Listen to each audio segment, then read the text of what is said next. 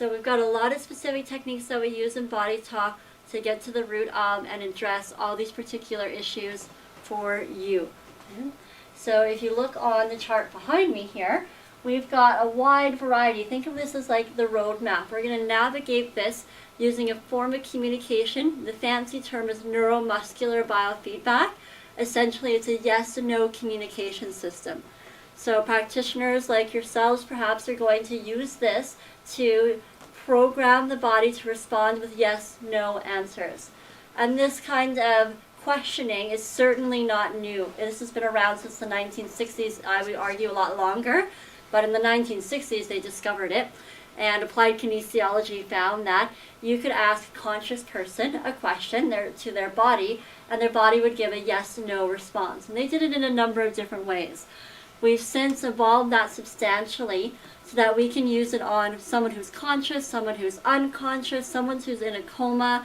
We can use it on an animal. We can use it on any form of energy that can respond to us. So that might be a plant, a tree, a dog, a cat, a human. Okay.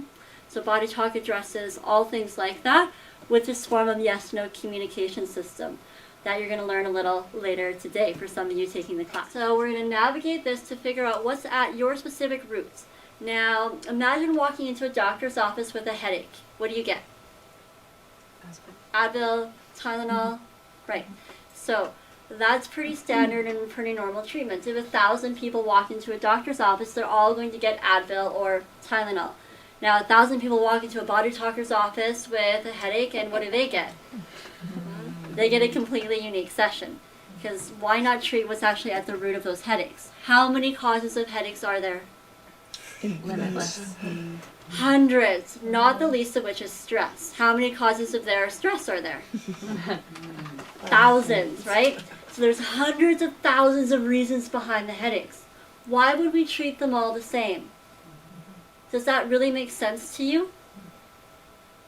Why wouldn't we treat them at the root in which they were created from? Doesn't that seem a little bit more appropriate? It's a little tougher to mass market. You know? Yeah.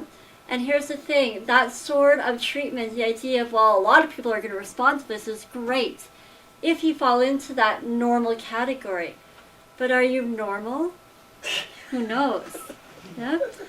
Now, that's a lot like saying when you go shopping, go to this one store, it's this one shop, it's got one garment, it's all one color, whether you're man or woman, it looks exactly the same. You're going to go there and you're going to go buy that thing and you're going to come home. That's your clothes now. Yeah. Anyone up for that shopping trip? No, of course not. So isn't it interesting that we individualize our socks more than we do our healthcare sometimes? That's really intriguing to me. So when we figure out using that yes-no question system, what's really at the root of your specific set of issues, then we're going to address it using light touch and the tapping over the heart and brain and the heart. Now, I want to talk a little bit more about tapping over the heart. When we tap over the heart, what does that change? Well, we understand physically what the heart does, and we know that every time the heart beats, it sends out like a memo to every one of the office workers called cells. There's 3 to 30 billion, depending upon which book your body has read recently. Okay? And that information then gets updated saying, this is our new way of communicating everybody. Now, on an energetic level, your heart has an energy field that extends far past your physical being. We know this even in Western medicine. You can take an EKG reading, you know, the electrical tracing of the heart, and you can do that a foot or more off the human body. We have other machines that can measure up to 17 feet away. So we can actually measure the heart field probably further than that. We just don't have the technology yet. What we do know is every body part, the fancy term in science is the electromagnetic field, has their own energy field. The heart is stronger by 60 to 100 times. Isn't that cool? There's something really neat about the heart. Have you heard of anybody getting heart cancer? Isn't that neat? there's something really interesting about the heart. Okay? They've done some really interesting research where they have studied heart transplant people, and they wake up after they get their heart transplant with memories or experiences or food cravings that their donors had. One that comes to mind is there was this healthy ballerina. She was never allowed to have salt or fast food ever because of her heart issue. And she got her heart transplant and woke up craving McDonald's McNuggets. Yeah. And they got a chance to visit the donor's family, and they asked a few questions, back and forth. And out it came in the story. Wouldn't you know it, but how he passed away was going on his motorcycle through the drive-thru to pick up his favorite snack, McDonald's McNuggets, and he stored them, because he was on his motorbike, in his jacket pocket, right by his heart. Isn't that intriguing? Yeah, I think that's pretty cool. So, there's something really neat about the heart.